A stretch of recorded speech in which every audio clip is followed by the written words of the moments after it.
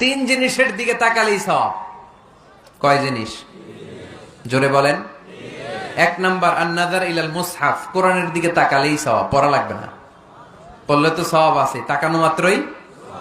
দুই নাম্বার আন-নাযার ইলা ওয়াজহিল ওয়ালিদাইন, মা বাবার চেহারা,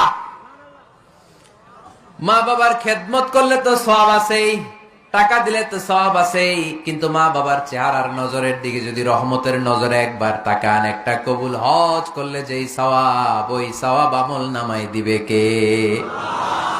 তিন নাম্বার, আল্লাহর কাবা ঘরের গিলাফের দিকে যখন নজর করে তাকাবেন, 20টা রহমত নাজিল করবে কে?